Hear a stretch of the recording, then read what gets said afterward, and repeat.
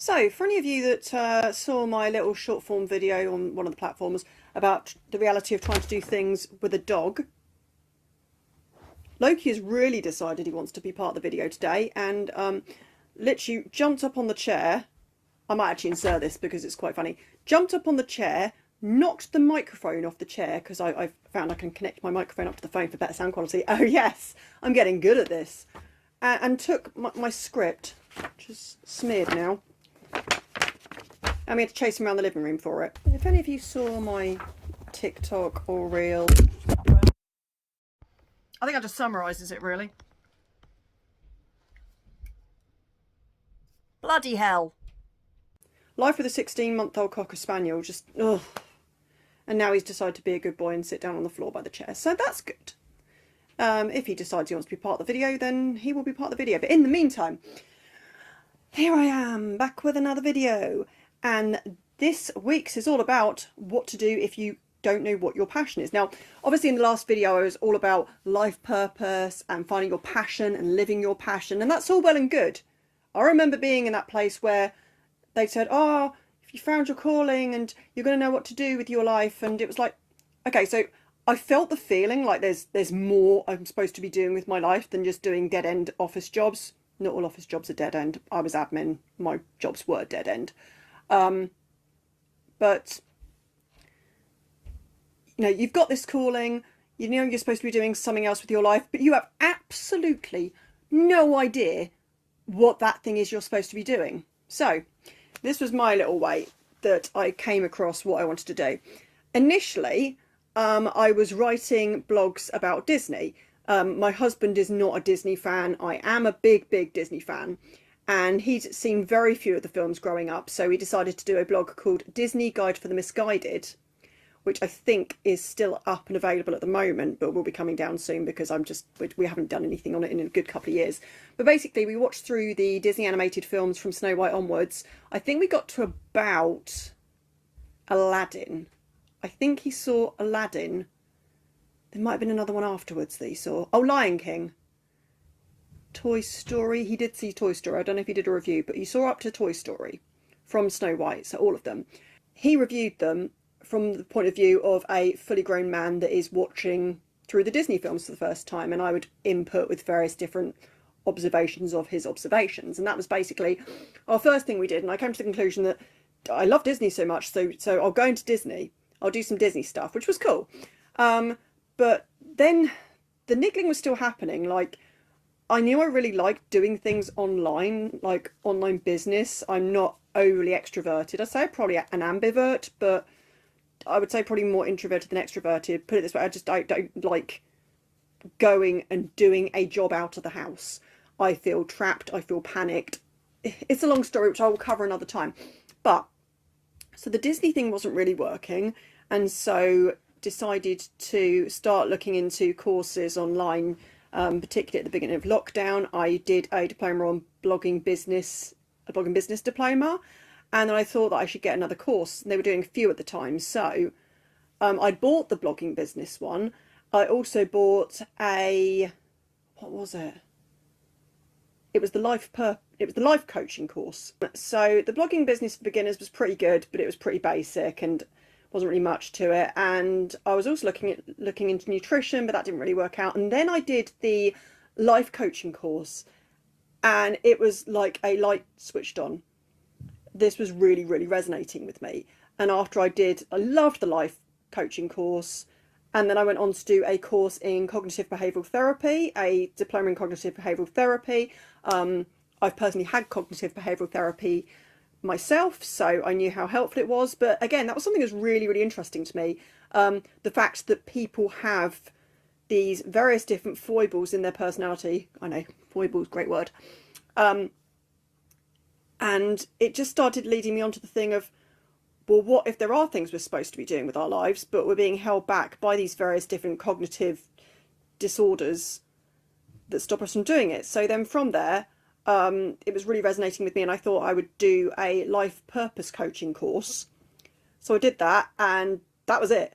I absolutely loved it. I loved this concept that we're all here for a reason, and that reason is to do what makes us happy. so we can put more happiness and joy out into the world. See previous video, I'm not going into that again. But absolutely loved it and thought this is what I'm supposed to be doing.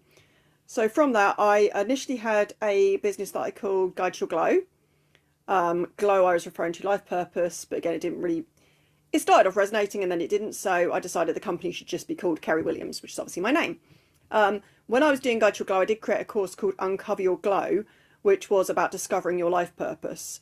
And again, it was a good course, but it was a very beginner course. The first course I ever did. It didn't sell.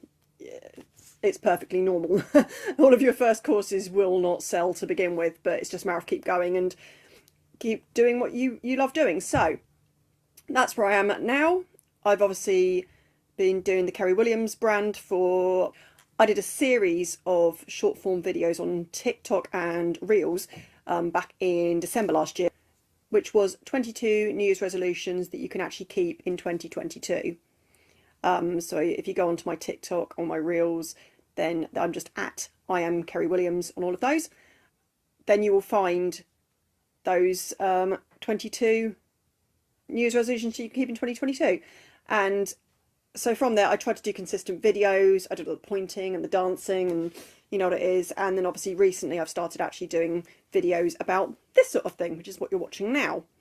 That's just a little backstory on how I got to where I am and just showing the, you know, see the different areas I went through to get to that.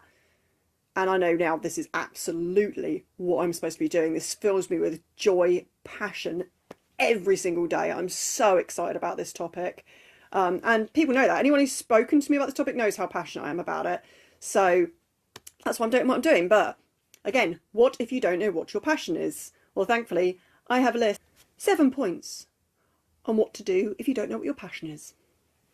Right, number 1, as I've just covered, don't worry. Everyone starts somewhere. Nobody is born into this world knowing their life purpose. Could you imagine if there was a little toddler as soon as they were learning to speak going, right, good, I can speak now. I can go and live my life purpose. Okay, so no toddler's speech is going to be that good. But could you imagine how pointless would school be? We're being all taught, you know, like trigonometry. None of us are born knowing what our passion is. And this is the beauty of childhood. And people underestimate how important doing what you want to do in your childhood is, because a lot of the things you are interested in your childhood usually will have some kind of indication on what your life purpose actually is and what your passions are going to be moving forward. When I was growing up, I wanted to be a hairdresser. Okay, clearly reaching for the stars there. Hairdresser's a very cool job and apparently it's one of the happiest careers to be in. But I didn't want to be a doctor or a lawyer or a scientist or a pop star. I do like singing though, or anything like that. I wanted to be a hairdresser. My aunt was a hairdresser. I very much loved and emulating my aunt growing up, and she was a hairdresser, and so that's what I wanted to be. So at 16 I left school, which you can do in the UK. It's you finished your GCSEs at 16 and you leave school. You can then stay on to do your A levels until you're about 18, and then when you finish your A levels you then graduate high school, and you don't graduate in the same way as the US, but then you can go on to university. I finished school at 16, so rather than stay on and do my A levels, I went to college to do an MVQ in hairdressing. Bit of a twist, bearing in mind I wanted to do this from the age of 5. I couldn't cut hair straight to save my life. I mean, like literally, it's like my hands just, whether my fingers are wonky, I don't know, but I could not, just in case you didn't know what cutting hair looked like, I could not cut hair straight to save. After I finished, I never actually qualified to be a hairdresser. I qualified level 1 but not level 2, so I'm not a qualified hairdresser, although I did train to be one. So I from that went into office work, and that's where I was. But what I learnt from training to be a hairdresser was that I liked helping people to feel good about themselves. When you look good, when you come out of hairdressers and you've had a good cut or colour or blow dry or whatever, you come out feeling amazing. And I loved the feeling of making other people feel amazing. That sounds a bit dodge, but let's not read into that too much. So I think from the life purpose perspective, that's where that was. And then I went into obviously various admin jobs over the years. Each of those jobs I've learned something different, and at some point I will probably make a video where I go through and learn, at some point I'll probably make another video to share what I've learned from each job, despite the fact that ultimately I hated it, which is another video for another day.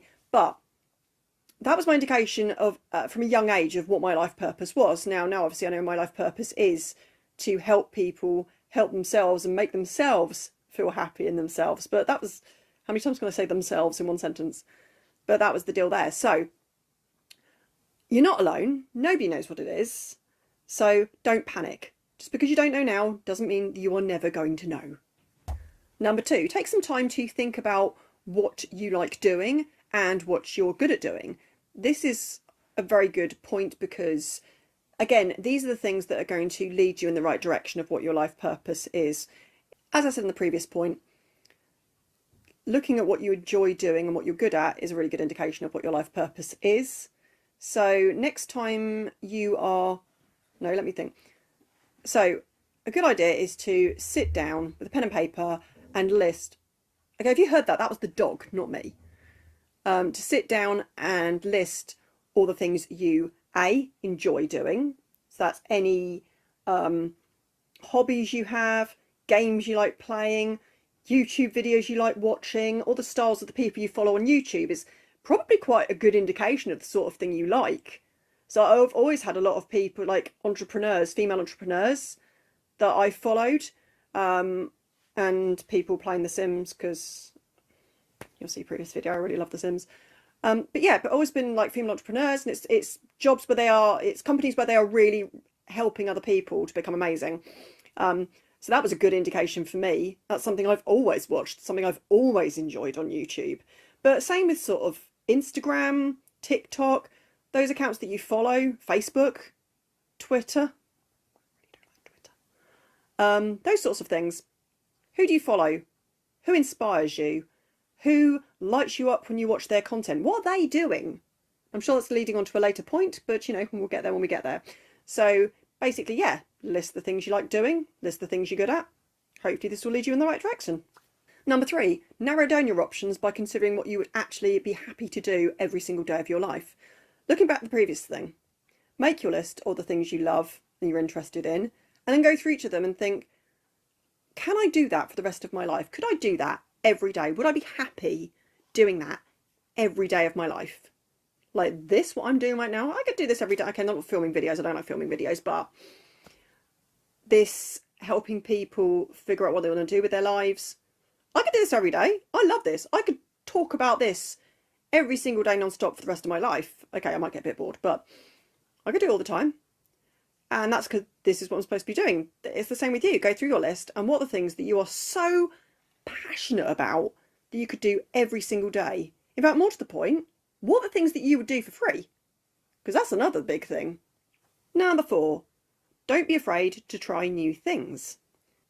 Looking back at my story, obviously this area for me, when I did this, was when I was basically done with doing office jobs, and I started looking into blogging and life coaching and cognitive behavioural therapy. Those were things that I'd never really looked into properly before, but they were things that had interested me. I liked the thought of them, so I looked into them. Doing things like that, looking back, that was terrifying. Just writing blogs and putting blogs out on the internet, that was scary. Like, what if people don't like them? What if people leave nasty comments? Anything where you put yourself out there, you're going to take that risk, but I digress. Shock. Yeah. Anything in the area of your list of things you like, anything that remotely interests you, just try it. Just give it a go. What have you got to lose? Absolutely nothing. You hate it, you quit. It's fine. The whole thing of don't be a quitter is complete rubbish. If you didn't quit things, you'd end up doing a load of things that you don't like. Okay, so don't quit the things that you do love, but, you know, the things you don't, quit them. It doesn't matter, it frees up your time to do what you do love. Number 5, ask your friends and family for ideas on what they think you should be doing with your life. They could have some really good ideas. This is something that, again, is really, really important. My husband, and particularly my daughter, who turns 18 tomorrow. I'm gonna have an adult for a child. I'm not even 40 yet. That's what happens when you have kids young. But still, my husband, my daughter, my dad, I think to a degree my brother, maybe my mum. These are people I've been to in the past about things. People that you grew up with are particularly good on this. Close friends that you've had throughout your life. Your parents, your siblings, maybe your cousins, aunts and uncles, grandparents, anybody that's seen you growing up and has seen the things that lit you up as a child, they're really worth asking, because they'll point out the things that you were interested in and the things that you enjoyed doing and the things you were good at growing up that you might have actually forgotten about. So yeah, always refer to those people, because they will really, really help you in this area. Number 6, use online resources to help you find out what your passion is. Now, again, much like I said about the whole YouTube thing, looking at YouTube videos, the same thing is with online resources. If there's something that is interesting you that you've never actually considered, look into it, research it, go on the internet. The internet has got everything on there, as we well know. It's even got me on there. Go online, check out anything. Just type in on Google or Bing or whatever. Who uses Bing? Some people use Bing. Type in on your search engine that topic that you're interested in, and then just see what comes up. You may find some, again, YouTube, oh, sorry, I love YouTube videos that people have done who work in that industry, in that area, do it for a hobby, have made a career out of it, that it's their life purpose, their passion. Check it out. It's really exciting. There's so much out there for you, so just look into it and find it and research what you want to do or what you're interested in. Honestly, you're not going to regret it. Number 7, don't give up on finding your passion. It can take time, but you will find it because it's there. It's your passion. It's your purpose. You will find it. So no matter what the situation is with yours, don't give up. Keep searching. It's worth it, isn't it? You've got God knows how many years left of your life, but at the same time, not an infinite number of years left of your life. So you might as well go for it. Just do it. Just look for all these things that you're interested in, and you will find your purpose. I absolutely promise you, you will find your passion and your purpose, and it will change your life. You will love it. All of a sudden, the world will be just a better place for you. So I hope you enjoyed that. If you did, make sure to follow, like, subscribe, comment, whatever it is on the form of this video that you're watching. I break these up into short form videos for TikTok, Instagram, Facebook, and I also have this obviously as the long form video on YouTube. So if you could do all those various things I just said, that'd be great. If you go to my website, kerrywilliams.uk, on the front page there will be a way that you can join my group, which is the Dreamers, Setters and Go-Getters, by signing up to the newsletter. From there you'll get a weekly email. I'm not one for going in your inbox constantly, but you'll also find out whenever I've got new things coming out. For example, I will have a free webinar on the 2nd of January that will help you going forward into 2023 to make 2023 your best year yet. I know, very cliched, but I have my own way of doing it, so hopefully you'll be able to join me on that. There is no sign up yet, but I will let you know as soon as there is if you subscribe on my website. But in the meantime, have an amazing day.